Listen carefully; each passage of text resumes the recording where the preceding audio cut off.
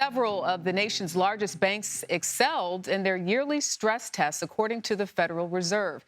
The Fed tested how 23 banks would fare in an economic downturn. Each of those banks has more than $100 billion in assets. The Fed determined they all had enough capital on hand to survive a recession or market shock. That sounds like some good news. Well, Lori Bettinger joins me now for more to break it all down. She's the president of BancAlliance, a network of community banks. Lori was also the director of the Troubled Asset Relief Program, or TARP, during the Obama administration. Lori, thank you for joining us. You know, the Fed is testing these banks on what types of economic shocks exactly? Well, they're looking at, in this case, sort of this global recession scenario. So they were shocking commercial real estate. They were shocking unemployment. They were looking at home prices. They were assuming really huge movements and, those three categories amongst others to see how would banks fare? How would their capital fare? And you have to remember banks were holding capital to protect against unexpected losses, unexpected risks. So they want to, so if something really bad happens, how does the bank do? Can they still continue to stay afloat and continue to lend and serve their customers? And as you mentioned, the answer for these 23 banks, I think, was a pretty resounding yes, they're in good shape.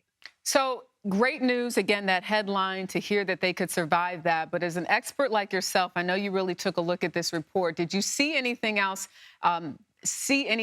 rather, that stood out when you really took a close look at those numbers? Well, first of all, I think there was the sense that I'm sure so many people had of relief. It wasn't unexpected, but it's, great to see that as we've been hearing for some time, our banking system is really, the fundamentals are in good shape.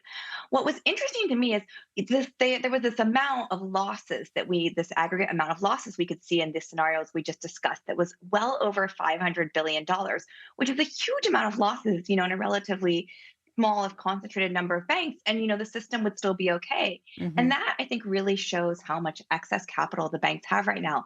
I mean, think about the size of some of the TARP programs. And it was really that financial crisis in 2008, 2009 that this idea for stress tests came out of. And that was sort of what set us on this path of stress testing.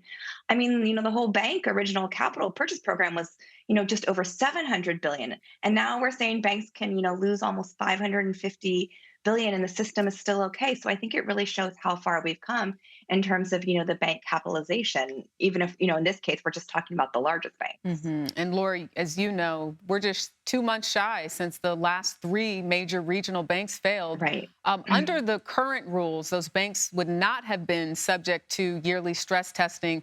But should the Fed reconsider those rules? Well, I think we've heard a lot from the Fed recently, in various reports saying they want to look about, whether it makes sense to exempt some banks, that are larger, this sort of, these mid-sized regionals from the annual stress tests as opposed to every other year. Those rules were changed just a few years ago. But I think it's really important to point out that even if banks aren't, necessarily required to be part of this, sort of large round of stress tests, so many of them are still doing stress tests on their own as just a Hmm. part of their regular risk management.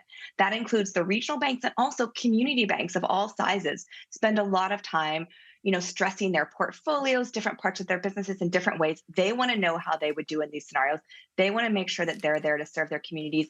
So even if the regulators might not be requiring it in such a public way, I think it's fair to assume that, responsible banks of all sizes are constantly stressing their portfolios to make sure that they remain stable.